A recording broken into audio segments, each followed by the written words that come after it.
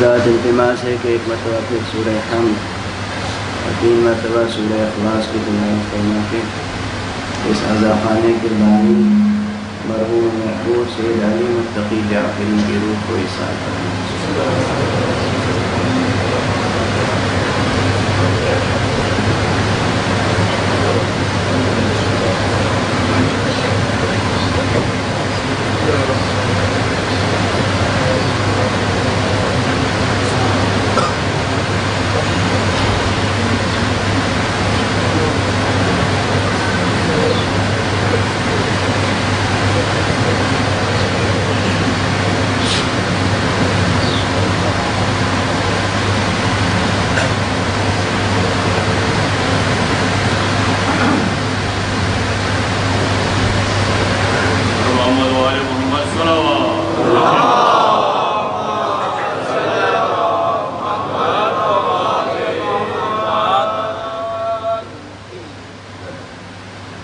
أعوذ بالله من الشيطان الرجيم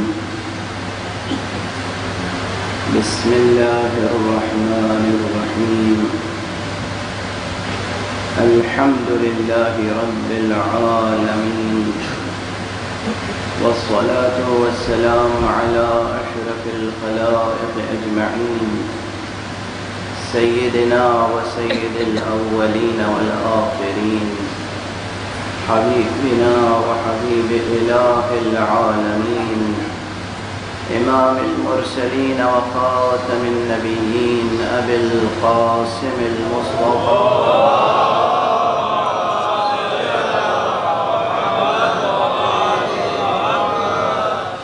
وعلى أهل بيته الطيبين الطاهرين الهداة المهديين المعصومين المظلومين واللعنة الدائمة على أعداء الدين أجمعين أما بعد فقد قال الله تعالى عز اسمه في محكم كتابه ومتقن خطابه بسم الله الرحمن الرحيم نحن قدرنا بينكم الموت وما نحن بمسبوقين على أن نبدل أمثالكم وننشئكم فيما لا تعلمون صدق الله العلي العظيم۔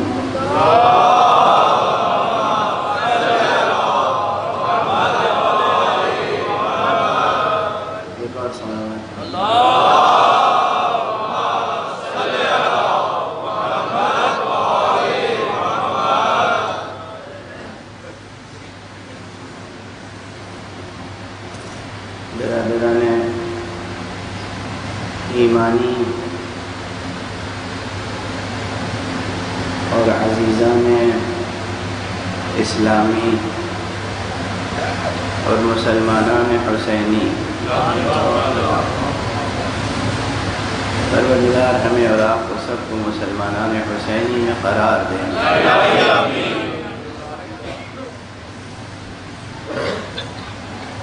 آج کی یہ مجلس عزا بانی عزا کے ایصال ثواب کے لیے بھی منعقد ہوتی ہے اور ساتھ ہی ساتھ یہ استقبال محرم اور استقبال عزا کی مجلس بھی ہو جاتی ہے۔ آج بھی مجھے معلوم ہوا کہ محرم کا چاند نمودار ہو چکا ہے۔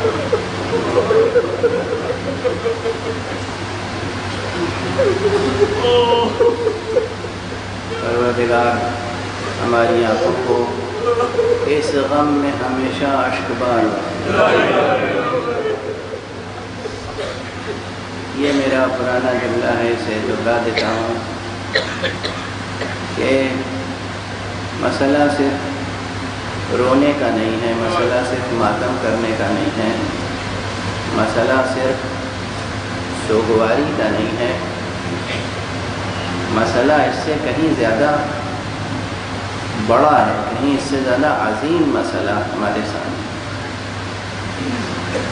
آنکھوں کا کام ہے رونا، وہ روتی رہیں گی، دل کی جاگیر ہے درد، وہ اپنی جاگیر کی حفاظت کرے گا، لیکن بحیثیت کلی ہمارے اوپر ذمہ داریاں اس سے کہیں زیادہ ہیں۔ غم حضرت سید الشہداء ابو عبداللہ علیہ السلام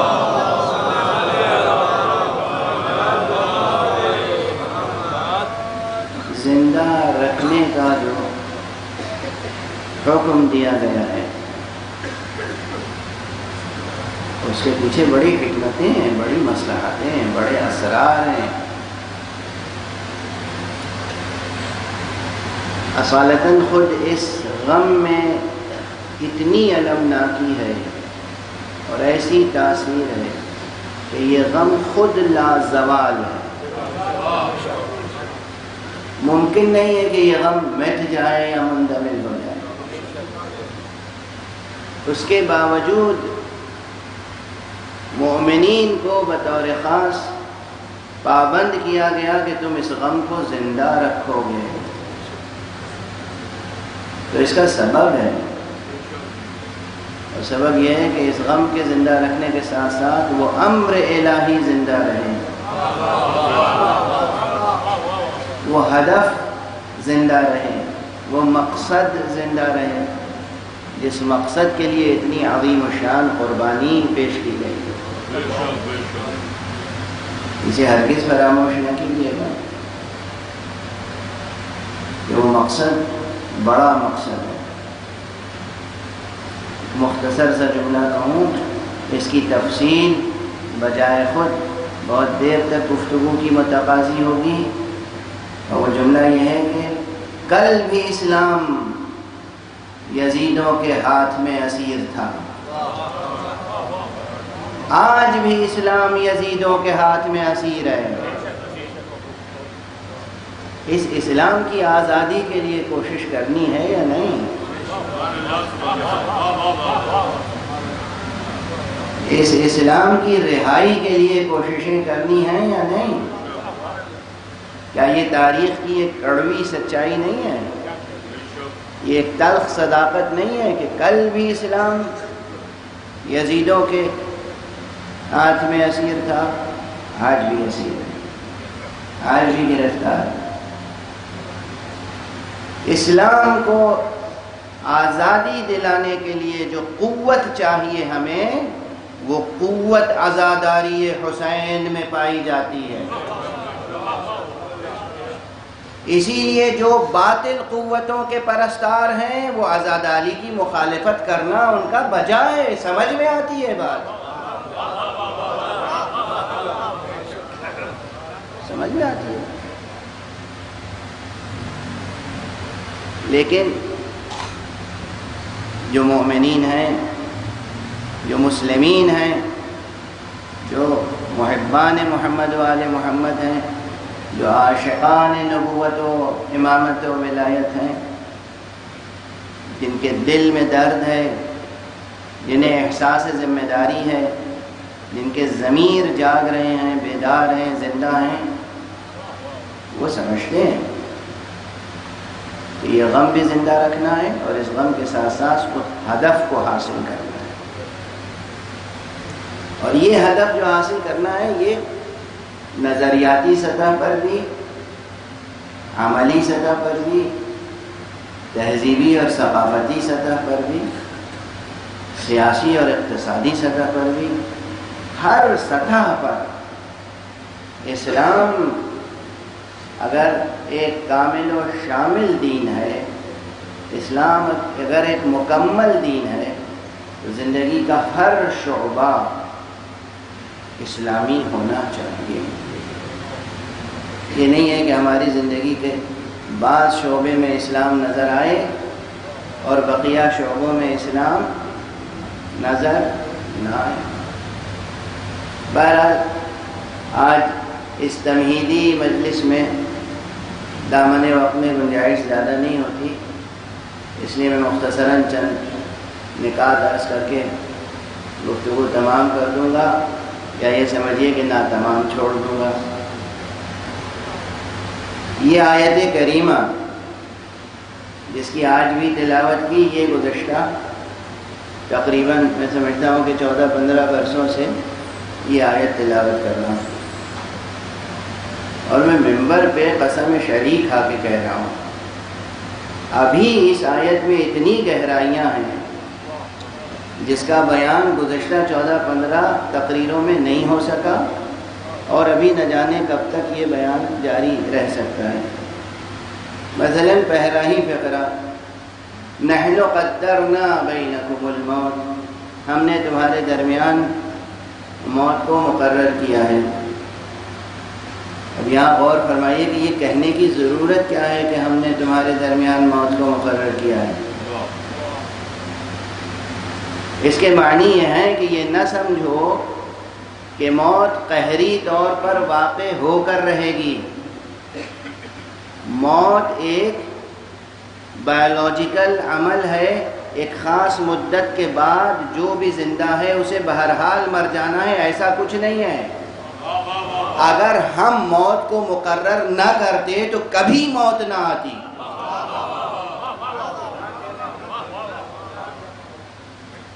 بالکل نئی جہت ہے بحث کی،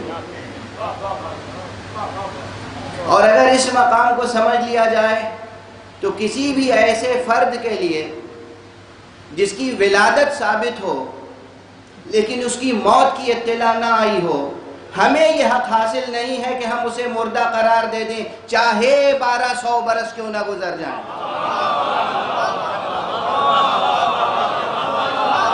ایک صلوات پڑھ دیجئے محمد۔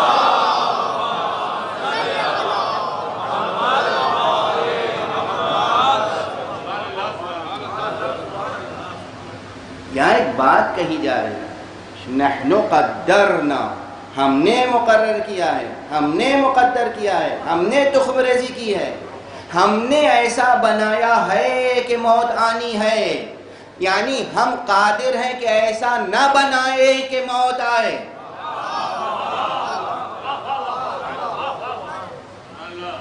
یہ بڑی بحث ہے، چھوٹی بحث نہیں ہے۔ اب ظاہر ہے کہ بحث کا دروازہ ہی تو کھلتا ہے، اس کے بعد بحثیں ہوتی ہیں، مخالف رائیں آئیں گی، موافق رائیں آئیں گی، مجھے اس میں کوئی عذر نہیں ہے۔ غور کیجئے، یہ نظام کائنات، واقعاً یہ زمان و مکان، یہ زندگی، یہ نظام، یہ جسم، کیا واقعاً یہ جسم ڈیزائن کیا گیا ہے، یہ وجود ڈیزائن کیا گیا ہے اس طرح سے کہ ایک خاص مدت کے بعد فنا ہی ہو جائے؟ اس پر سائنسی دلائل ہیں، سائنس کوئی پروف، کوئی ایویڈنس رکھتی ہے کہ یہ ڈیزائن کیا گیا ہے اس طرح سے کہ واقعاً ایک خاص مدت کے بعد اسے فنا ہو جانا ہے؟ یا نہیں، ایسا نہیں ہے؟ اگر ذہن و ضمیر انسانی کی گہرائیوں میں یہ یقین ہوتا کہ ایک خاص مدت کے بعد انسان کو بہرحال ختم ہی ہو جانا ہے، تو پھر طویل العمر افراد کے علاج کے دوران ڈاکٹر صاحبان ہرگز کوشش نہ کرتے کہ یہ کوشش بھی کر کے دیکھ لیتے ہیں، یہ کوشش بھی کر کے دیکھ لیتے ہیں، یہ کوشش بھی کر کے دیکھ لیتے ہیں، شاید بچ جائیں۔ جب یقین ہے کہ نہیں بچیں گے تو شاید بچانے کے لیے کوششیں کیوں ہو رہی ہیں؟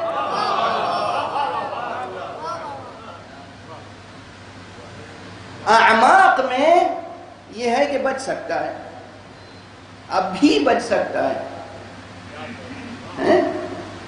اس کے معنی ہے کہ یہ جو جسم، یہ جو وجود ڈیزائن کیا گیا ہے، یہ اس طرح سے نہیں کیا گیا ہے کہ واقعاً ہم اس ڈیزائن سے یہ ثابت کر سکیں کہ ایک سرٹن پیریڈ کے بعد، ایک خاص وقت کے بعد، ایک خاص عرصے کے بعد، چند برسوں کے بعد، 60 برس یا 70 برس یا 100 برس کے بعد بہرحال اسے نابود ہو جانا ہے، فنا ہو جانا ہے۔ اور خود قرآن مجید میں دوسرے مقام پر ایک آیت اور موجود ہے جہاں صاف صاف کہا گیا ہے وَمَا كَانَ لِنَفْسٍ أَن تَمُوتَ إِلَّا بِإِذْنِ اللَّهِ، کسی نفس کے لیے مرنے کا امکان نہ تھا اگر خدا اذن نہ دے دیتا۔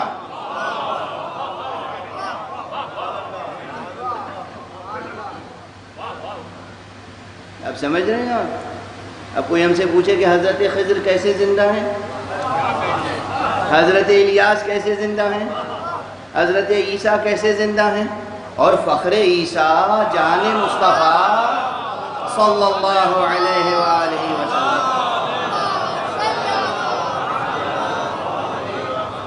وہ کیسے زندہ ہے؟ ظاہر میں عرض کر چکا ہوں کہ آج دامن وقت میں گنجائش زیادہ نہیں ہے، تو صرف گویا کیپشنز، ہیڈنگز وہ عرض کر کے بڑھ جاؤں گا آگے۔ یہ ایک بحث ہے مکمل۔ دیکھیے وجود حضرت باری تعالیٰ سبحانہ و تعالیٰ، وجود حضرت حق سبحانہ و تعالیٰ پر ارسطوٹل کے زمانے سے جو بحثیں چلی آ رہی ہیں، جو آرگومنٹس ہیں، ان میں سے ایک آرگومنٹ، ایک ایویڈنس، ایک پروف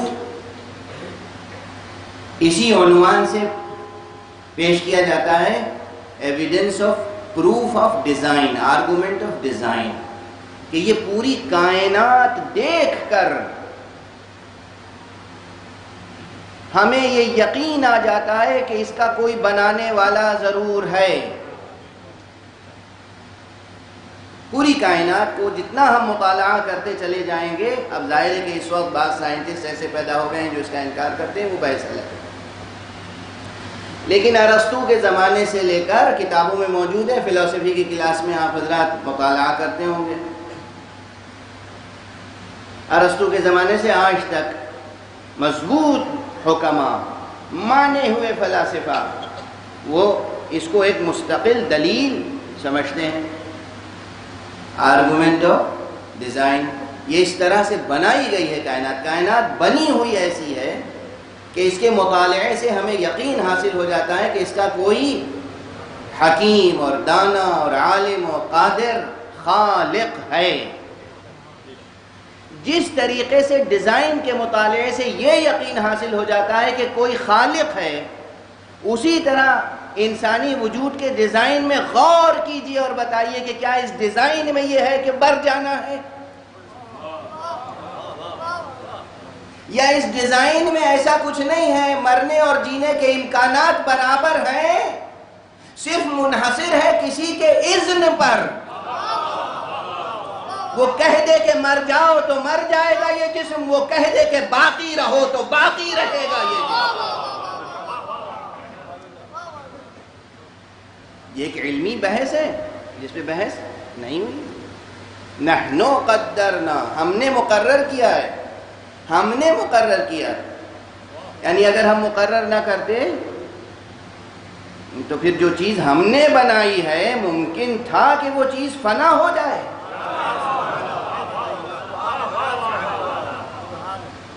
اور ہمارے آپ میں نے کیا گزارش کی، جو چیز ہم نے بنائی ہے ممکن ہے کہ وہ چیز ادھر سے ادھر ہو جائے، مگر یہ کہ ہمارا اذن شامل ہو۔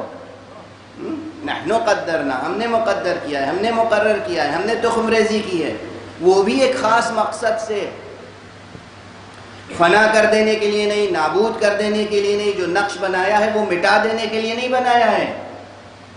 نحن قدرنا بینکم الموت وما نحن بمسبوقین علی ان نبدل امثالہ، اور ہم عاجز نہیں آ گئے پہلا نقش بنا کر، بلکہ ہم اس نقش کو ترقی دے کر کچھ سے کچھ اور بنا سکتے ہیں اور بنائیں گے۔ توجہ ہے، یہاں پر میں عرض کروں کہ 2-3 جہتوں سے نہایت دقیق ایک فلسفیانہ بحث چھڑ جاتی ہے۔ ایک طرف موت کو، یہ جملہ پہلے کہہ چکا ہوں لیکن نئے سیاق و سباق میں نئی بحث سے مربوط کر کے کہہ رہا ہوں، ایک طرف موت کو جبر کا استعارہ سمجھا جاتا ہے، جبر مشیت، جبر قدرت، جبر فطرت، جبر طبیعت یعنی طبیعیات۔ موت کو جبر کا استعارہ سمجھا جاتا ہے، ایک طرف یہی موت قدرت حق کا استعارہ بن کے سامنے آ رہی ہے کہ ہم نے مقرر کیا ہے موت۔ گویا کہ ایک طرف انسان کے اوپر کس کا جبر ہے اور دوسرا فقرہ کیا گیا، وما نحن بمسبوقین، اور ہم عاجز نہیں آ گئے، یعنی خود ہم بھی مجبور نہیں ہیں۔ عجب لطیف مقام ہے، نہ تم مجبور ہو نہ ہم مجبور ہیں، نہ ہم مجبور ہیں نہ ہم نے تم کو مجبور بنایا ہے۔ بہت فکر انگیز بحث ہے یہ بحث وہاں سے جڑ جاتی ہے کہ جہاں خود قرآن مجید میں بھی اس کی طرف اشارہ ہے، اور آج تک لوگ ایسے دریدہ دہن لوگ موجود ہیں جو حضرت حق سبحانہ و تعالیٰ کی شان میں گستاخیاں کرتے ہیں، تو بہت سے تو وہ انکار کر دیتے ہیں، کوئی نہیں ہے خالق، کوئی کریٹر نہیں ہے، کوئی پوائنٹ آف کریشن نہیں ہے۔ کچھ کہتے ہیں کہ نہیں خالق تو ہے، ہم مانتے ہیں کہ بنانے والا کوئی ہے، لیکن اب بنا کے وہ خود لاچار ہو گیا ہے۔ اب اس نے یہ کائنات جو بنائی تھی اس کے قبضے سے اور اختیار سے باہر ہو گئی، اب اس کا بس نہیں چلتا۔ بنا تو دی اس نے کائنات مگر اس کا بس نہیں چلتا۔ اس طرح کی گستاخیاں ہوتی ہیں، آئے دن آرٹیکلز آتے رہتے ہیں۔ ایسے بھی لوگ ہیں جن کو فلسفی سمجھا جاتا ہے اور سائنٹسٹ سمجھا جاتا ہے، اور ایسے بھی لوگ ہیں جنہیں بڑا ادیب اور شاعر سمجھا جاتا ہے، فلسفی سمجھا جاتا ہے، لیکن بہرحال وہ اس طرح کی باتیں بھی کرتے رہتے ہیں۔ قرآن مجید نے واضح طور پر کہا ہے کہ اللہ خالق باری سبحانہ و تعالی وہ مجبور نہیں ہے اور نہ عاجز ہے، دونوں چیزوں کی نفی کی گئی ہے۔ دیکھیے جبر اور عجز دونوں میں فرق ہے، عجز یا عجز دونوں تلفظ ہے۔ عاجز یعنی عاجز ہو جانا، اور مجبوری عاجز خود عاجز ہو جانا، کوئی کام خود نہ کر سکنا یہ عاجزی ہے۔ کسی دوسرے کی وجہ سے کوئی کام نہ کر سکنا یہ مجبوری ہے۔ پروردگار نہ مجبور ہے نہ عاجز۔ انسان کو اس نے جو بنایا اسے بھی مجبور نہیں بنایا، مگر یہاں عاجزی ضرور ہے، اس لیے کہ یہ مخلوق ہے۔ انسانوں کے باب میں ایک منزل پر آ کر عاجزی آ جاتی ہے، جبر نہیں ہے۔ میں ہمیشہ جبر کا منکر رہا ہوں اور رہوں گا۔ حقیقتاً حق سبحانہ و تعالیٰ کی طرف سے مخلوقات پر کوئی جبر نہیں ہے۔ مخلوق ہونے کی حیثیت سے ان کی جو محدودیت ہے اس لحاظ سے عاجزی ہے۔ بہت کچھ ہم کرنا چاہتے ہیں کر نہیں پاتے۔ وعلیکم السلام ورحمۃ اللہ وبرکاتہ۔ تشریف لائیں، صلوات پڑھ دیں محمد۔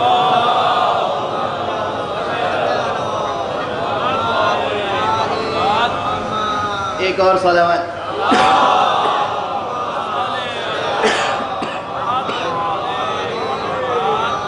بس ذرا توجہ رکھیے گا، جو آپ پہلی بار تو سماعت نہیں فرما رہے ہیں، آپ حضرات مزاج سے واقف ہیں کہ وہ کہیں نہ کہیں فلسفیانہ بحثیں چھڑتی ہیں، اور یہ دقیق بحث ہے۔ خداوند متعال نہ عاجز ہے نہ مجبور۔ انسان مجبور نہیں ہے، عاجز ہے، لیکن اگر اس سے جڑا رہے تو اس عجز کو دور بھی کر سکتا ہے۔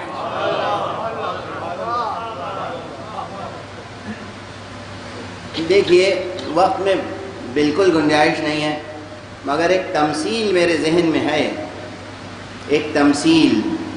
اس تمثیل کا بیان کر دوں تو شاید بہت سے حضرات کے لیے چیز واضح ہو جائے۔ مولانا روم نے بہت سی باتیں تمثیل میں سمجھائی ہیں، تو اسی طرح میرے ذہن میں بھی ایک تمثیل آ گئی۔ یہ جبر و اختیار کا مسئلہ اگر سمجھنا ہو کہ ہم اس کائنات میں مجبور ہیں یا مختار، پہلے اپنی بات سمجھ لیجیے، ہم مجبور ہیں یا مختار؟ تو ایک مثال عرض کر رہا ہوں، اس مثال کو یاد رکھیے، اور وہ مثال ہے بہتے ہوئے دریا کی۔ معصوم سے پوچھا گیا کہ یہ بتائیے ہم مجبور ہیں یا مختار؟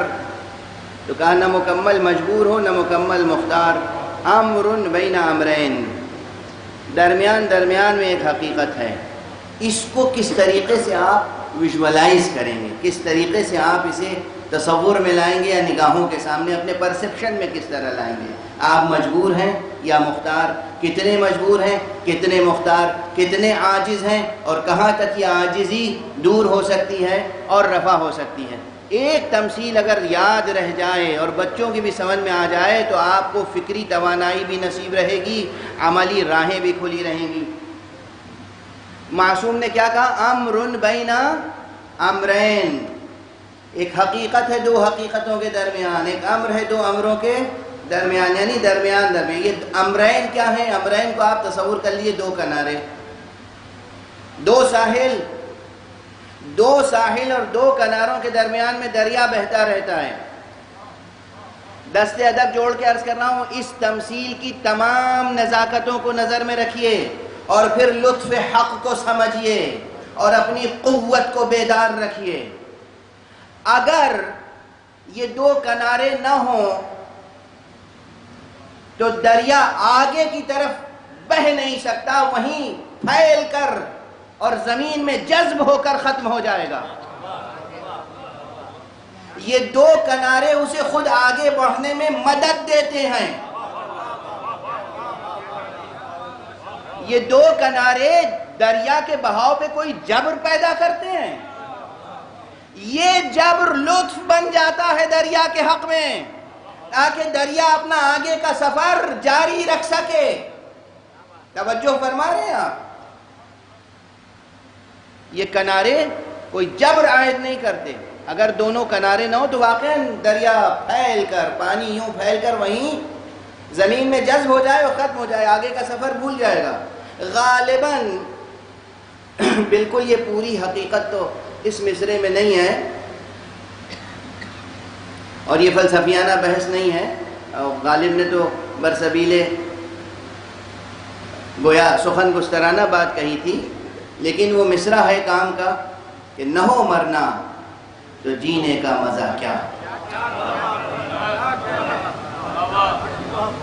نہ ہو مرنا تو جینے کا مزہ کیا۔ حقیقت یہ کہ اس شاعرانہ سطح سے بلند ہو کر وہاں پہنچی اس فلسفیانہ سطح تک کہ اگر انسان کو اس دنیا میں یہ یقین نہ ہو کہ ہمیں ایک دن مر جانا ہے تو وہ اپنے اس طرح کے معنوی کاموں کی تکمیل میں کوشش کرے گا ہی نہیں جو اسے ابد الآباد تک زندہ رکھنے کی ضامن ہو سکتی ہے۔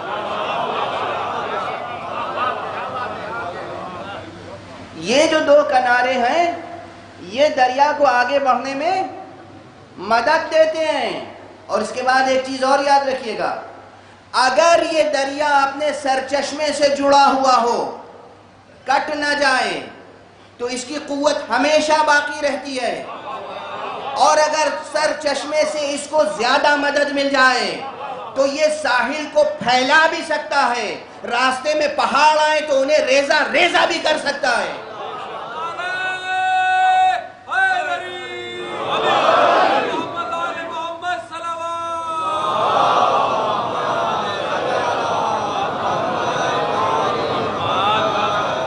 سمجھ رہے ہیں آپ؟ دریا کا جوش، دریا کا طوفان، دریا کی روانی، دریا کی طوفانی موجیں چٹانوں کو ریزہ ریزہ کر دیتی ہیں، لیکن کب کریں گی؟ جب سرچشمے سے جڑی ہوئی ہوں۔ یعنی اگر سرچشمے سے دریا جڑا ہوا رہے تو کناروں کا کوئی جبر عائد نہیں ہوتا، اور یہ دریا جہاں تک چاہے سفر جاری رکھے، طول میں بھی، عرض میں بھی، عمق میں بھی۔ توجہ فرما رہے ہیں آپ؟ اب یاد رکھیے کہ دنیا میں ہمیں جو ایسے انسان ملتے ہیں، بظاہر انسان نظر آتے ہیں مگر ان کے اختیار میں پوری کائنات نظر آتی ہے، تو ہمیں یقین حاصل ہو جاتا ہے کہ یہی وہ ہیں جو سرچشمے سے جڑے ہوئے ہیں۔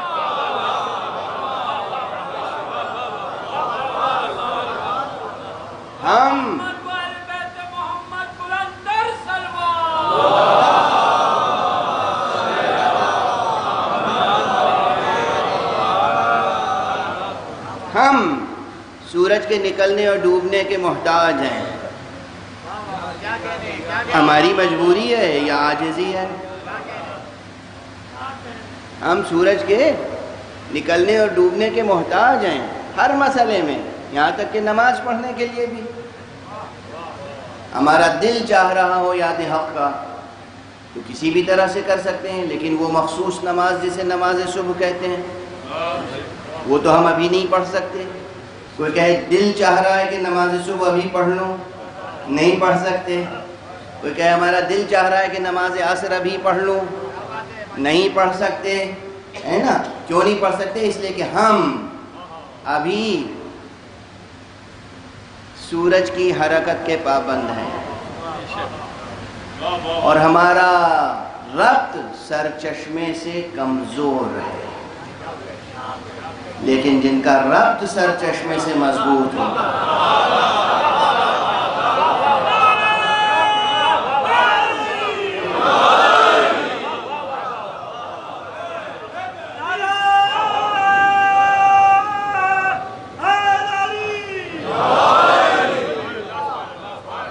جن کا ربط، جس دریا کا ربط سرچشمے سے مضبوط ہوگا، وہ سورج کا پابند نہیں ہوگا، سورج اس کا پابند ہوگا۔ نماز عصر نہیں پڑھی کسی نے تو کیا ہوا؟ اس کے فضائل میں کمی آئی؟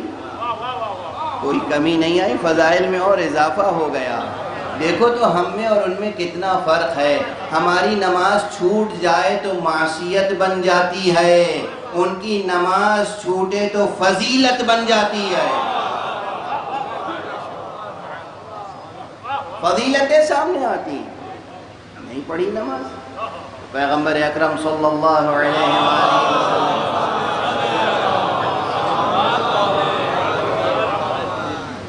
کے لطف سے اور آپ کی عنایت سے آپ نے دعا فرمائی، سورج پلٹ آیا۔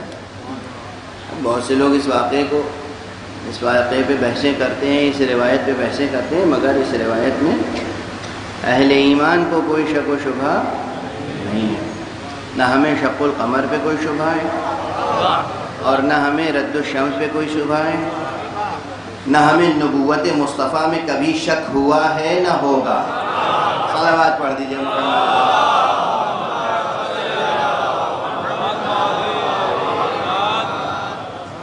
ہمیں نبوت مصطفیٰ میں صلی اللہ علیہ وآلہ وسلم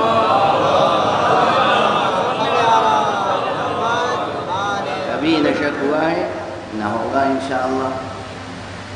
تو بات یہاں تک پہنچی کہ اگر یہ تمثیل آپ کے ذہن میں رہے، دریا کی تمثیل، دو کنارے ہیں، گویا یہ ایک جبر کا کنارہ یہ ہے، ایک جبر کا کنارہ یہ ہے، لیکن یہ دونوں جبر کے کنارے یہ واقعاً جبر کا کام کر رہے ہیں، یعنی دریا کی روانی میں رکاوٹ بن رہے ہیں یا دریا کی روانی کا سبب بن رہے ہیں؟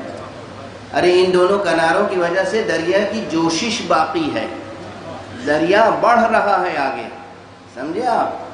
اور اگر سرچشمے سے وابستہ ہو تو یہ ساحلوں میں بھی وسعت پیدا کر سکتا ہے اور آگے آنے والی ہر رکاوٹ کو توڑ بھی سکتا ہے۔ اب آپ سمجھے کہ آپ کو اپنی عاجزی کو اگر دور کرنا ہے تو مخلوق ہونے کے باوجود، متناہی ہونے کے باوجود، عاجز ہونے کے باوجود آپ اپنی عاجزی کو حق کی بندگی کے سہارے سے دور کر سکتے ہیں۔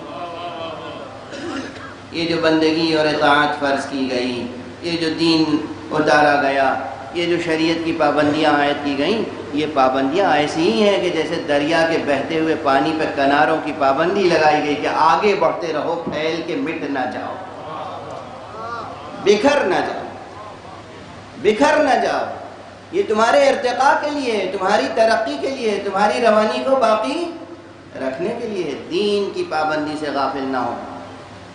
اور جہاں بھی دین خطرے میں ہو وہاں خود کو دین کے لیے قربان کرنے کے لیے آمادہ ہے۔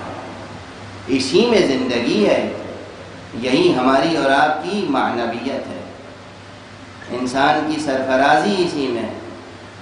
آج زیادہ دیر تک گفتگو ممکن نہیں ہے، لیکن یہ اشارے بس میں نے کر دیے کہ خود اس آیت کریمہ میں یہ بحثیں ابھی موجود ہیں، ایک طرف مخلوقات کے جبر و اختیار کا مسئلہ، ایک طرف خود خالق کے، پروردگار عالم کے متعلق جو لوگ یہ کہتے ہیں کہ وہ خود گویا کہ اب کائنات خلق کرنے کے بعد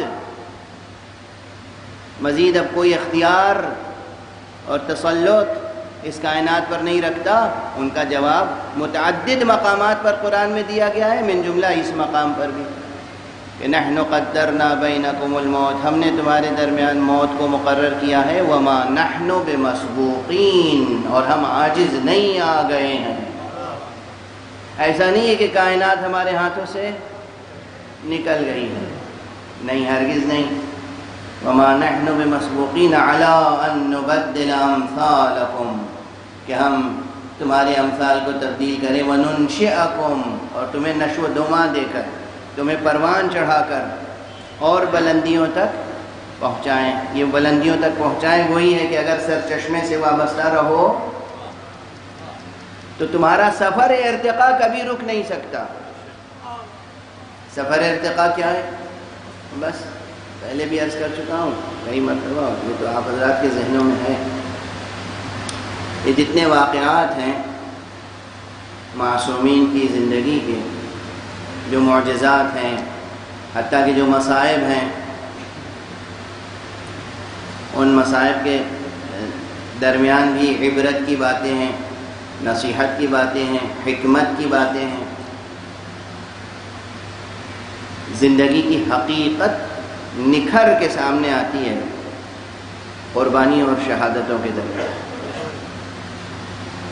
زندگی کی عظمت نکھر کے سامنے آتی ہے،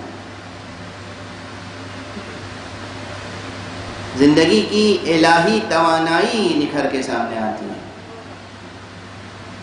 پرانی مثالیں اس منبر پہ ایک سے زائد بار دے چکا ہوں گا کہ اصلاً زندگی کے آثار کیا ہیں۔ اس جسم مادی کا حرکت میں رہنا، ان آنکھوں کا کام کرتے رہنا، اس زبان کا بامانی گفتگو کرتے رہنا، سمجھنا، درک کرنا، شعور کا قائم رہنا، قوت گویائی کا برقرار رہنا، قائم رہنا، یہ سب زندگی کے آثار ہیں، یہ سب زندگی کی علامتیں ہیں۔ اگر کوئی شخص ہو اور ہمیشہ خاموش ہو، کسی مسئلے میں کچھ بولتا ہی نہ ہو، اس کے لیے کیا کہا جاتا ہے؟ بھئی ان کا ہونا نہ ہونا برابر ہے۔ لیکن اگر کوئی شخص ہو اور وہ ہر مسئلے میں اپنی بات کہتا ہو تو پھر اس کا وجود تسلیم کیا جائے گا، اس کی زندگی معتبر ٹھہرے گی۔ اب اگر کوئی شخص اپنے جسم کے ساتھ موجود نہ ہو لیکن اس کے پیام میں اتنی قوت ہو، اس کے پیغام میں اتنی قوت ہو، اس کی تعلیمات میں اتنی قوت ہو، اس کی یاد میں اتنی قوت ہو، اس کے نام میں اتنی قوت ہو کہ وہ حالات کو زیر و زبر کر دے، یہ آثار زندگی میں سے بہت پرانا ایک جملہ مجھے یاد آ رہا ہے اپنا۔ لوگ سرکار سید الشہداء ابو عبداللہ الحسین صلوات اللہ وسلامہ علیہ کو دنیا کا مظلوم ترین انسان سمجھتے ہیں۔ حضرت مظلوم ترین انسان نہیں تھے، شجاع ترین انسان تھے۔ حسین تو وہ شجاع ترین انسان ہے کہ جس کے نام سے آج تک سلاطین وقت لرزتے ہیں۔ اگر نام حسین میں کوئی قوت نہیں ہے، یاد حسین میں کوئی قوت نہیں ہے، تو ہمارے یا حسین کے نعروں سے لوگ خائف کیوں ہیں؟ کیسا خوف ہے، کیسا خوف ہے؟ نام حسین میں زندگی ہے، یاد حسین میں زندگی ہے، ذکر حسین میں زندگی ہے۔ زندگی اور موت کی حقیقتوں پہ غور کیجئے تو نہ جانے کتنے مسائل اور کتنے نکات سامنے آتے چلے جاتے ہیں۔ پورا واقعہ کربلا اپنے اسباب و علل سے لے کر اور اپنے آثار و نتائج تک اب بھی تشریح طلب ہے۔ یہ نہیں کہ تفسیر ہو چکی، تشریح ہو چکی، بیان مکمل ہو گیا، نہیں، اب بھی نئے کانٹیکسٹ میں، نئے ریلیونس میں، نئی معنویت کے ساتھ اسے سمجھنے اور بیان کرنے کی ضرورت ہے۔ حرف مکرر کہے بغیر ذکر حسین جاری رہ سکتا ہے، حرف مکرر کہے بغیر 1400 برس سے ذکر حسین ہو رہا ہے، مگر ابھی اتنا کچھ باقی ہے کہنے کے لیے کہ جو کچھ کہا جا چکا سب بھلا دیا جائے تب بھی نئے مطالب موجود ہیں۔ کبھی آپ نے اس رخ سے غور کیا ہے کہ امام حسین علیہ السلام نے کربلا جانے کے لیے مدینہ چھوڑا، مکہ چھوڑا، کن افراد کو ساتھ لیا، کن افراد کو چھوڑا؟ کسی کو چھوڑا تو کیوں چھوڑا؟ کسی کو ساتھ لیا تو کیوں ساتھ لیا؟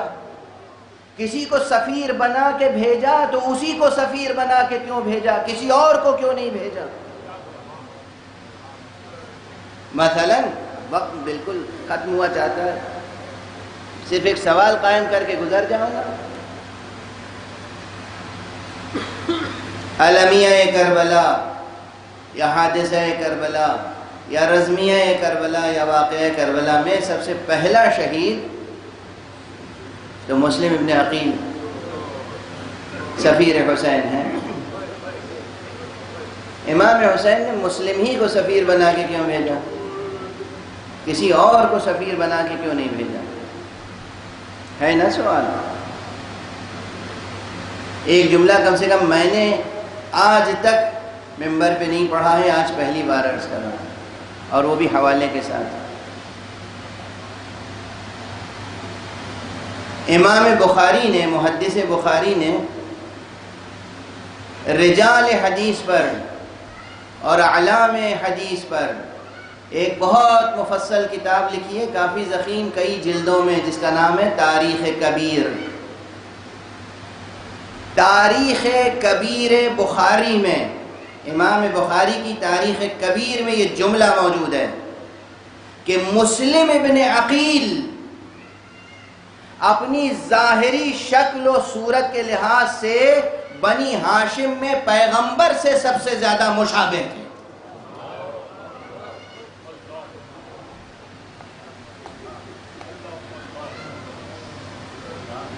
پیغمبر اکرم محمد مصطفیٰ صلی اللہ علیہ وآلہ وسلم سے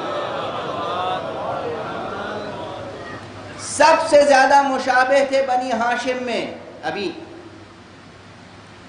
خانوادہ حسینی کی بات نہیں ہو رہی، عموماً بنی ہاشم میں جو لوگ مشابہ تھے پیغمبر سے، بہت سے لوگ مشابہ تھے، کئی شخصیتیں تھیں جن میں مشابہتیں تھیں، کسی میں کم کسی میں زیادہ، لیکن جناب مسلم ابن عقیل بھی ان میں سے ایک تھے جو پیغمبر سے بہت زیادہ مشابہ تھے۔ اگر یہ روایت امام بخاری کی سامنے رہے تو امام حسین کا حسن انتخاب سمجھ میں آتا ہے۔ سفیر بنا کے اسے بھیجو کہ جس کا چہرہ دیکھتے ہی رسول یاد آ جائیں۔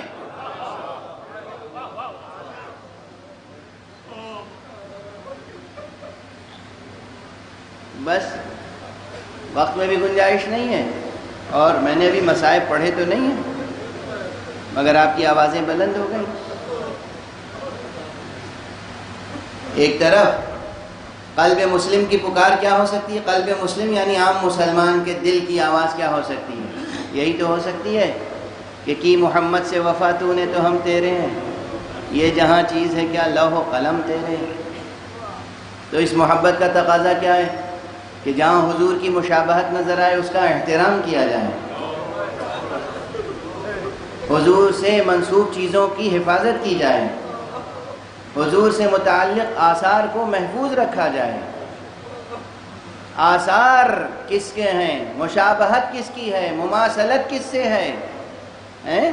اگر حضور سے محبت ہے تو حضور سے متعلق کوئی بھی چیز ہوگی تو اس کا احترام کیا جائے گا، اسے محفوظ رکھا جائے گا۔ اب میں کس طرح سے ذکر کروں آپ کے سامنے، کیسے یاد دلاؤں آپ کو کہ کوفے میں مسلم کا کس طرح احترام کیا گیا۔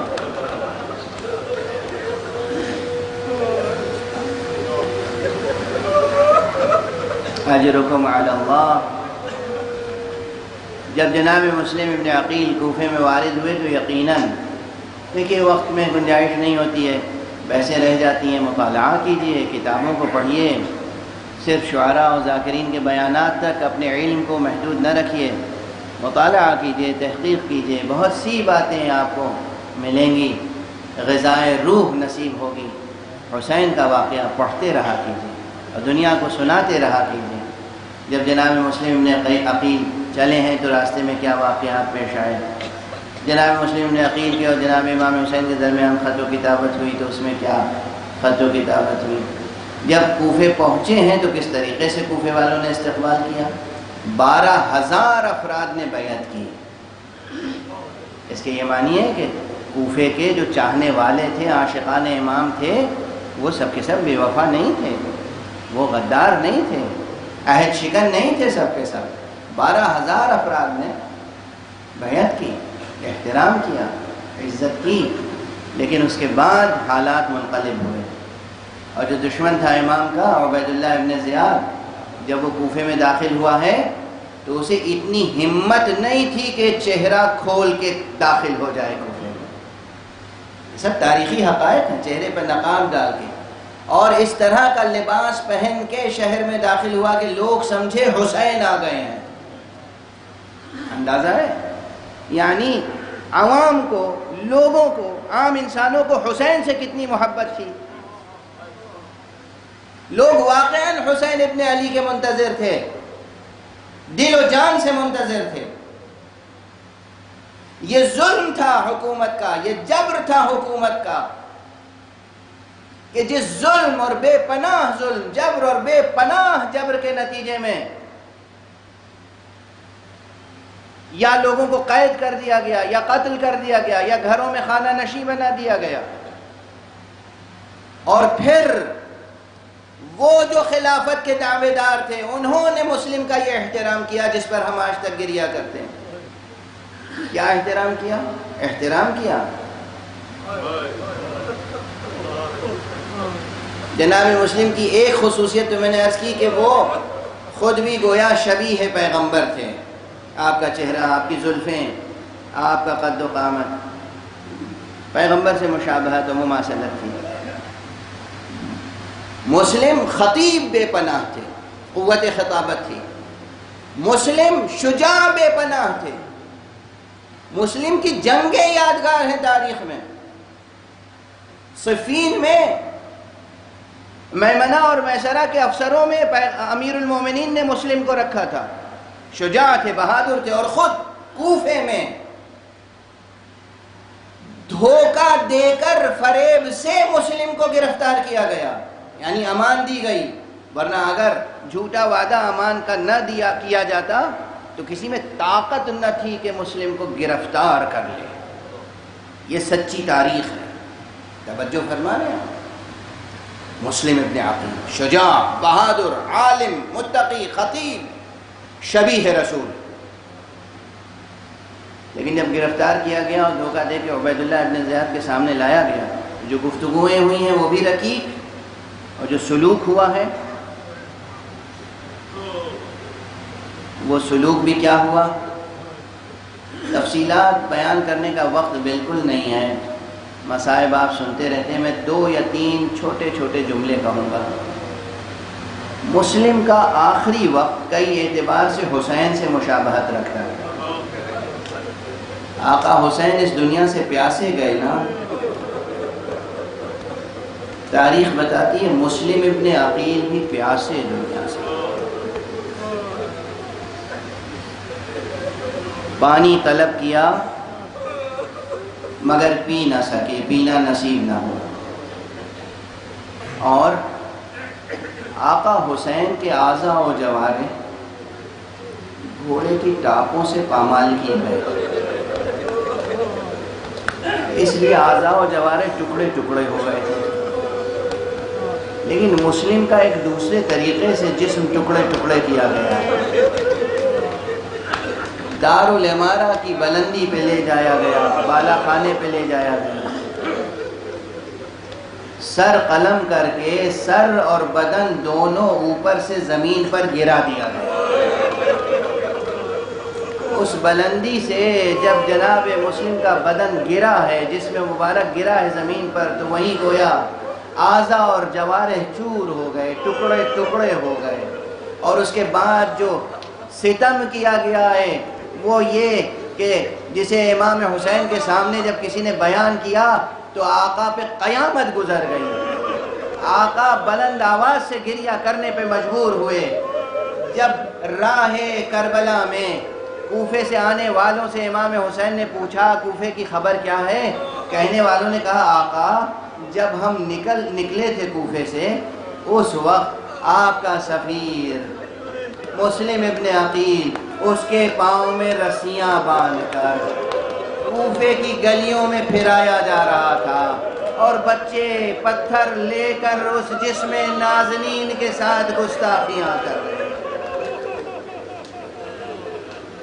انا للہ و انا الیہ راجعون، رضا بقضائہ و تسلیما لامرہ۔